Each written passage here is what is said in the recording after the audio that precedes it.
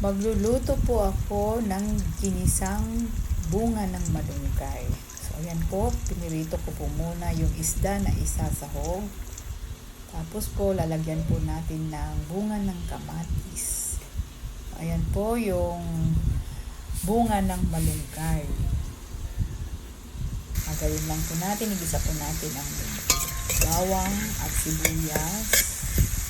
Konti lang po yung mantika kasi may mantika na po yung isda na pinirito. Tapos naman po, ilagay naman ang kamatis. Isa rin po natin siya. Yan, halo-haloin lang po hanggang maluluto po yung kamatis, yung medyo malambot na po.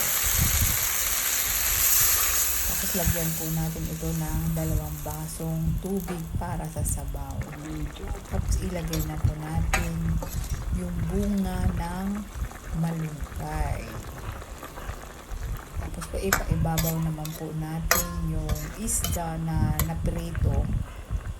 At timplahan po natin yan ng asin at paminta. Timplahan din ng patis at kunting pampalasa. Hayaan lang kumulo hanggang maluto po yung bunga ng malunggay kasi medyo matigas po ito.